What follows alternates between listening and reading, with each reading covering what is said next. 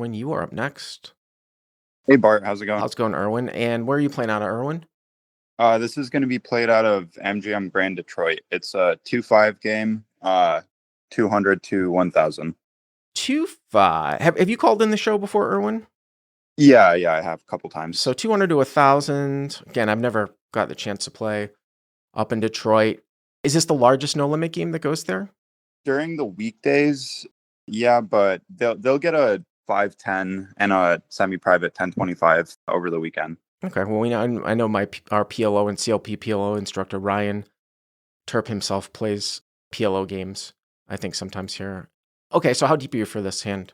So we are 1900 effective for this hand. Okay. So 1900 effective at 2-5. Okay. So the hand starts with early position limping in for $5. Okay. And then the low jack makes it $20. So low jack raises to 20. Okay. Yeah. I'm on the button with ace of hearts, queen of spades. Okay. And I would say 99 times out of 100, I'm three betting this hand in position, especially against recreational players. The player in the low jack is probably the best player in the room and is a tough professional player I've played tens, if not hundreds of hours with. And there were a couple weaker players in the blinds, as well as the early position player, limper being a bit of a weaker player. So I would rather have had them come into the pot rather than squeeze this with ace queen off and go heads up. I sort of wanted to get your thoughts on that.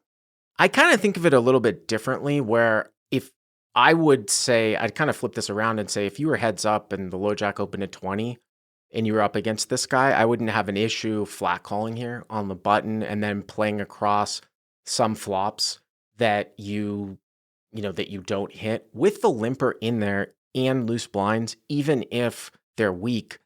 It's just asking a lot to think that the reason to call here is to like have them also call with like dominated aces and then somehow extract later on. So many good things have to happen.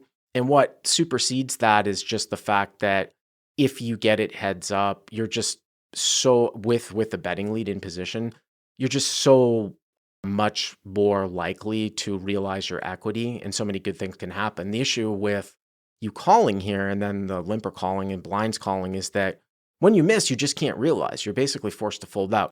Now, with that being said, the more people that come in the pot, the more this professional actually has to play the C betting straight up. Like when you have two good players in the pot and then like a bunch of fish, as one of the good players, if you're one of the good players, you're actually almost forced to play straight up against the other player, or you're sort of telegraphing your hand against the other good player because you're playing pretty much straightforward, like almost like straight for value against the bad players. So that used to happen all the time with me in the games I played in California. You get, a pro in the hand and then four big fish. And it's just like you're not colluding, but it's just the way to play the hand the best way is to kind of play it straight up. So you sort of know where each other kind of is at in the hand. So, I mean, that's kind of my take. So I would be three betting quite a bit. So, but you call? Yeah, I do. Okay. And yeah, that's pretty interesting. I sort of have trouble thinking about sometimes what is better to get it, heads up against like a really good player or like try to generate value from weaker players coming in. But yeah, I see your point. Yeah. In any case, though, the all the other players fold, so we end up going heads up to the. Oh, so everyone folds out. So folds out. Oh, okay. Yeah. All right. So it's like 24, like $50 or something. Yeah, that's what I've got here. Okay.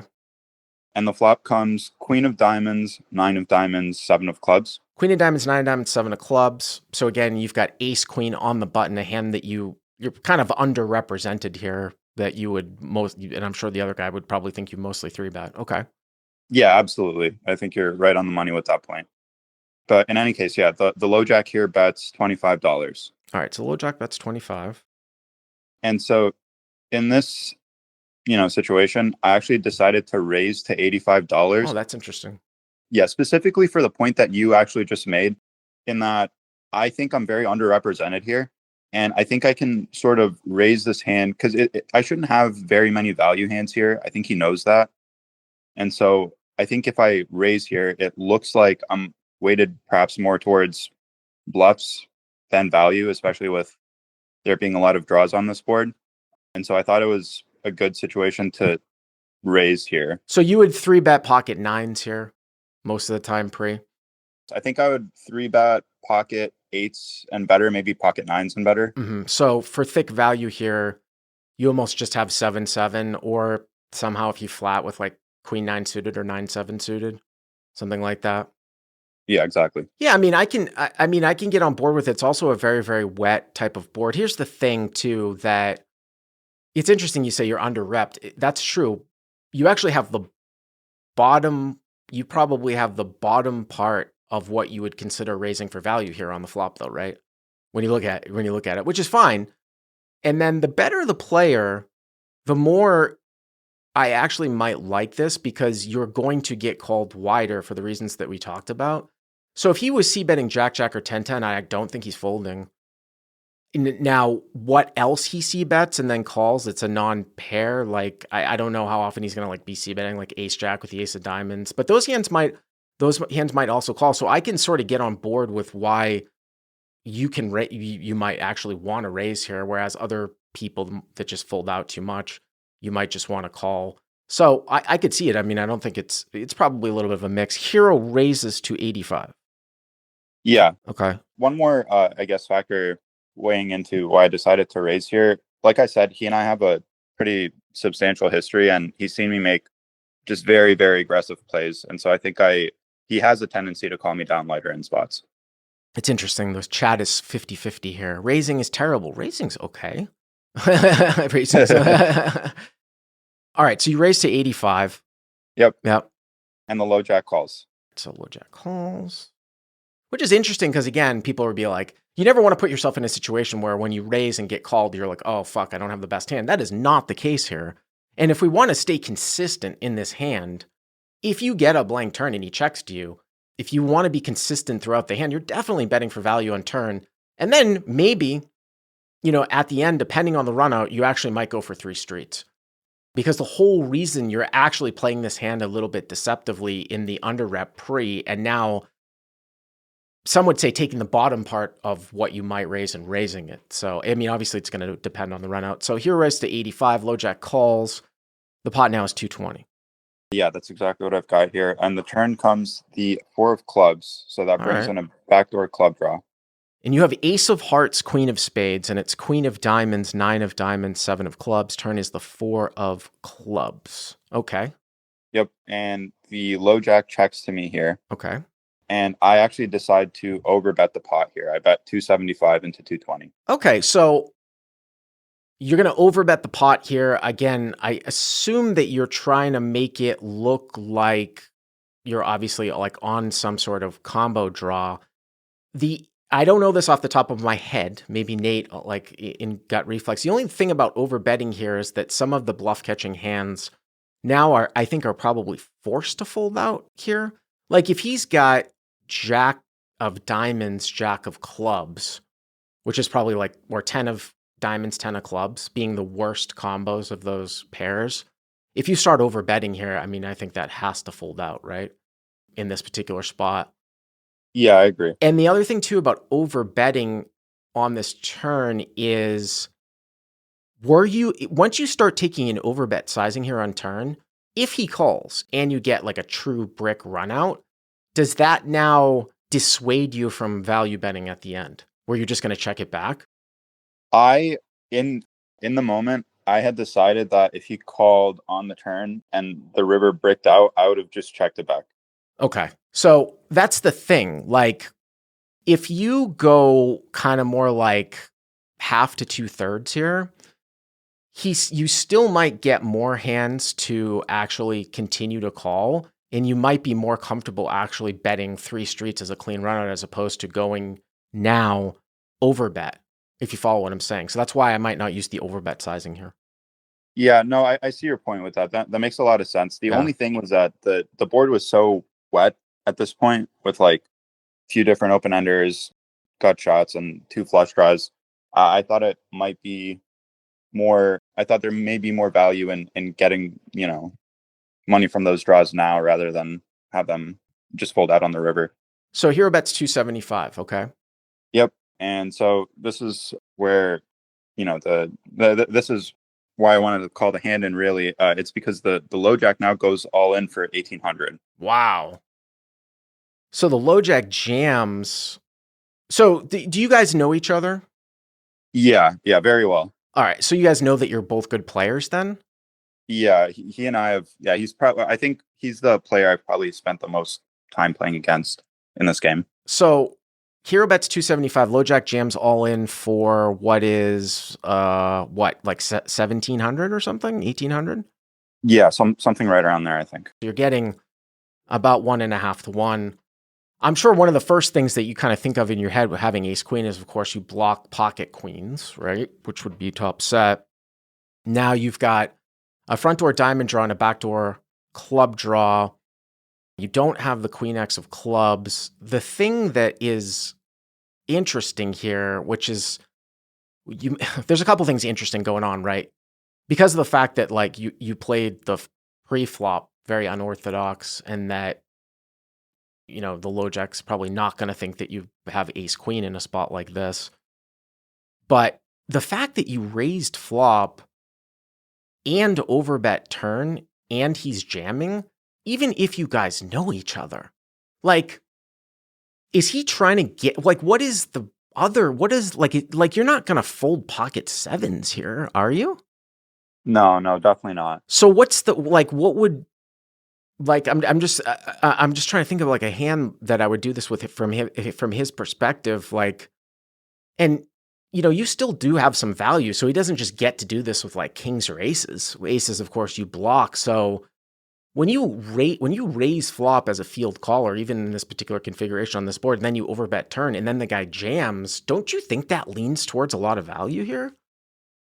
I do think it leans towards a lot of value here. It's definitely a strong bet. And to your point, I don't think he's doing this with aces or kings. I also do think it's hard for me to have a super strong hand here. And so I think he could potentially be doing this. I thought he could potentially be doing this with a variety of draws to get me to fold a combo draw or some type of, draw that's overbetting the turn. Well, so if he had a hand like 10-8 of diamonds that would need to like clean up king jack of diamonds, I suppose if you have some sort of 15 out draw and you're only getting 1.5 to 1, I guess it's not a call, right? Yeah, I would have to fold all my combo draws. Right. I mean, you need 2 to 1. But again, if he has one of those draws, though, you have less of those draws. I mean, I think the jack and the 10 are key hands here. Like if he had jack 10 of diamonds, which is open-ended and a flush draw, something like that. I suppose another hand that he could sneak in with here, if he did this, would be 5-6 of diamonds, which turned an open-ended straight draw that needs cleanup.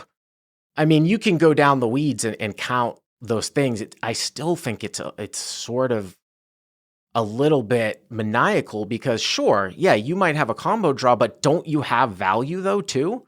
You know what I mean? Yeah, I do. I mean, you still have value here. So do you ever have do you ever have 9-7 suited here as played? I think I would, especially with the blind player in the blinds being weaker and the EP limper being pretty weak. I would be happy to get in the hand with 9-7 suited on the button. So would you bet call here with 9-7 on the turn? Against the all-in, probably, because I think the hands that he could be really like jamming for value here would be like a hand like pocket nines, pocket sevens, maybe like queen 9 suited. And so with 9-7 suited blocking pocket nines and pocket sevens, it has better blocking properties than ace queen. And so if I was considering calling with ace queen, I would certainly have rather called with 9-7 suited. I mean, here's the thing. Here's the thing with this hand though too, is that there is certainly some very, very thick value here from your opponent that makes sense. If your opponent thinks, and again, I know you flatted with ace queen, but let's just say that you're going to 3-bet pocket nines here, right? Pre-flop I'm talking about.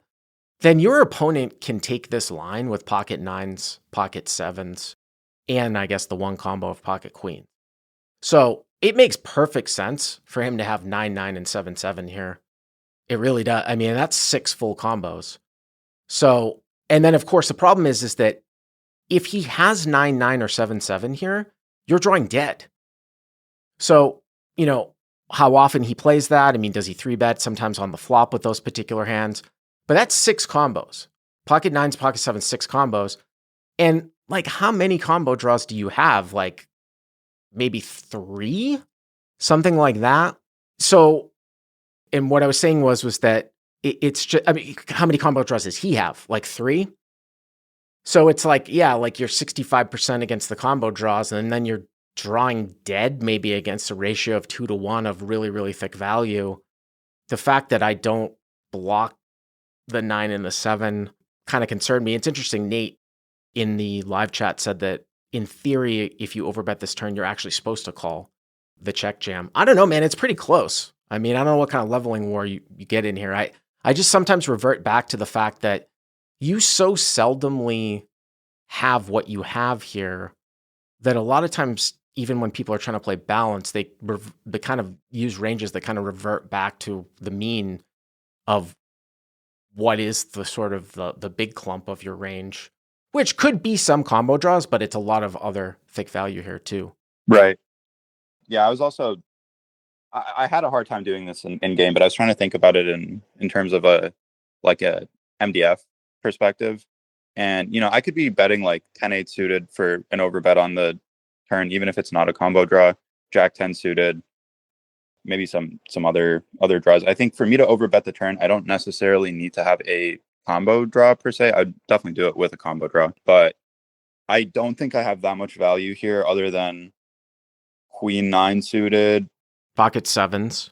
Yeah, and then I guess I could have 9-7 suited here as well, which I'd bet and call off with. But yeah, this is ace queen off is definitely the weakest hand I'm taking this line for value with. But I think that we can agree that we would rather have 9-7 here.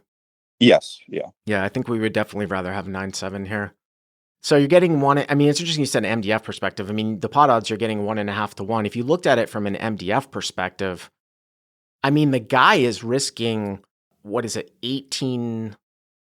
He's risking 1,800 to win like 500 by the check jam on the turn.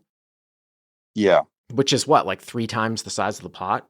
Yeah, I think I have to defend with like 22% or something. Yeah, so you're not, I mean, your MDF is like, you're not supposed to be defending with that much, right? Of what you get here with. What did you end up doing? Yeah, so in the end, I decided, and I really don't even know how relevant this is, but I said, okay, if I arrive here with the ace of hearts and queen of spades, not blocking or not unblocking him from having flush draws, I was like, with this combo, I guess I'll call. I ended up calling, and he had 9-7 of spades. 9-7 of spades. So he has 9-7 of spades. So hero calls, and V1 has 9-7 of spades. Something had just jumped out at me too. We might have washed over when you were talking about him doing other combo draws. Like he could have like a hand like 9-10 of clubs, which is like sort of on the backdoor side. I talked about like turning like a weird 5-6, 5-6 of diamonds. Now people might think, oh my God, like what an overplay. I can understand how he can be comfortable here with 9. Like he can be a lot more comfortable making this play with like 9-7 than with like pocket aces, right? Oh, absolutely. Yeah. Because he's blocking like most of your thick value. He's blocking most of your thick value. You're never going to have queen. So I suppose sometimes he might run into like queen 9. He's got 9-7 of spades. So there's like 2 combos of, that's the other thing too. You really get into the weeds. You look back at the flop distribution of the suits, because the queen and the 9 are the same suit. There's 2 queen 9 suited combos, where if it was like queen 9-7, where the 7 was the diamond and the 9 was a club, then there's only 1 queen 9 suited combo, which means it's even easier to get it in with 9-7. And I guess the other thing there too is that once you take that overbet sizing, I mean, if you did take this overbet sizing here with like some of the lighter draws that you talked about, like 10-8 or something like that, and he called again, are you giving up on most like brick runouts, like a red deuce, like a deuce of hearts? Like if you had 10-8 overbet turn, he called, you're just giving up at the end?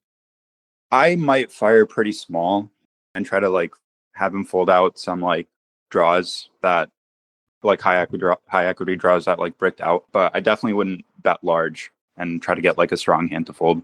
It's interesting here because there's no way that he can possibly think that he's going to get called by worse to a check jam on the turn from a made hand. So he can get called by a draw. Well, though actually he's pricing out a draw. So if his whole move here is to check jam and not give you the price for a 15 out draw, then he has to be hating life when you call, right? Yeah, absolutely. For me, I thought it either looked like he was just trying to deny equity from out Right. of position with like a super strong made hand, or if he really did put me on some kind of like draw or like essentially some kind of combo draw, then if he had like a draw himself, if he knows I'm not getting the equity to call, Yeah. he could drive that out. But yeah, I agree with your point. If he sees me call, he probably hates the situation. And again, in equity, like just protecting equity jam on turn, the reason why I asked you, are you bluffing rivers? Now, the 10-8 might not be the best example because you don't block any of the front door stuff, but like say you did have Jack 10 of diamonds or, whatever, 10-8 of diamonds, King Jack of diamonds, something like that, and you took this overbet sizing on turn, those are hands you're not supposed to run through as a bluff. So if you had those hands and you're not going to bluff blank runouts, then if he doesn't raise and do this, if he doesn't think his hand's good, he's just basically giving you a free card for nothing, basically. I mean, I'm not saying that he's going to call off when the draws come in, but if you're not bluffing the river, then he's just giving you a reverse free card. Agreed. I don't know if he would think that I wouldn't bluff off at the end though, because he's seen me make some even suicidal like bluffs against him. So I think I don't think he would outright make the assumption that I would not. So did we get is there any good news on the river? Was like the river a 4 or something? Oh, no, it bricked out. Oh. So hero loses. Well, interesting call. Thank you very much. Appreciate it.